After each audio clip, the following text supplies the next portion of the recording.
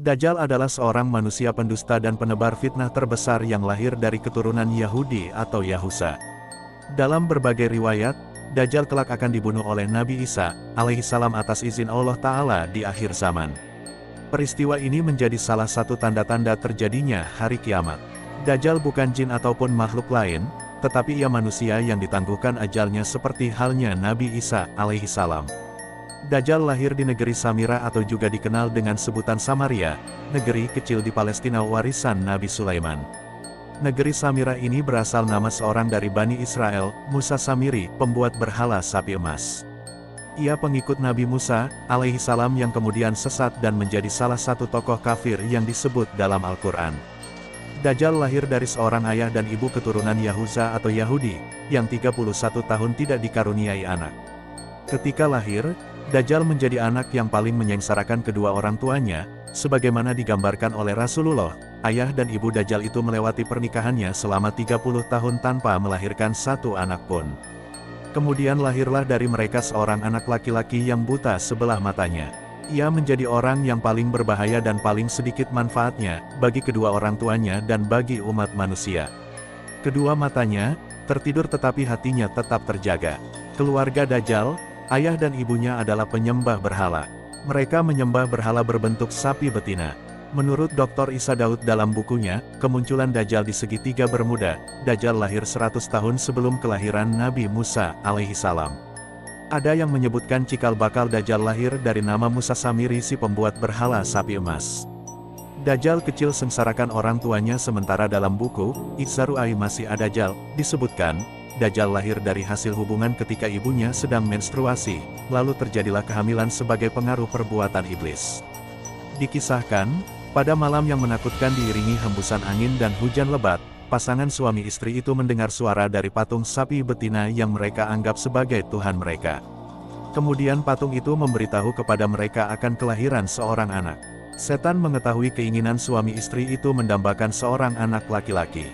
Karena itu setan memperdaya berhala itu seakan-akan memberi karunia anak dan meminta korban-korban sesembahan. Demikianlah cara setan menipu daya manusia. Perempuan itu pun melahirkan anak lelaki tetapi kedua matanya cacat sejak lahir. Bayi itu suka tidur malam dan siang dan jarang bangun. Sejak kelahirannya, Dajjal tidak mau menyusui dan selalu tertidur. Hingga mengakibatkan payudara ibunya mengalami pembengkakan hebat dan menimbulkan panas yang luar biasa. 2 bulan kemudian ibunya meninggal. Ayah Dajjal berpostur tinggi, gemuk, dan memiliki hidung seperti paruh burung. Sedangkan ibunya berbadan gemuk, kedua tangannya panjang dan memiliki payudara yang besar. Anak itu sangat membahayakan kedua orang tuanya dan juga umat manusia. Bukan hanya ibunya saja yang merasakan kesengsaraan, sang ayah pun demikian. Adapun kesialan yang dibawa Dajjal bagi ayahnya ialah setelah kira-kira 4 tahun, Dajjal hanya diam dan tidur saja sejak kelahirannya. Pada suatu malam anak itu bergerak merangkak seperti balita. Ia berjalan ke arah patung-patung berhala kemudian tidur di sisi patung itu. Sang ayah pun bangun keesokan harinya dan mendapati anaknya tertidur di pangkuan patung Tuhan mereka. Ayahnya memanggil tetangganya dan berita itu menyebar luas. Penduduk sekitar berbondong-bondong datang untuk menyaksikan hal tersebut. Kemudian hakim kota mendengar dan ingin memiliki anak itu yang dianggap dapat membawa keberkahan. Maka diutusnya mata-mata untuk membuat siasat, maka dihadapkannyalah ayah Dajjal kepada hakim kota dan dipaksa untuk mengaku bahwa kabar berita itu adalah hasil rekayasa dirinya semata.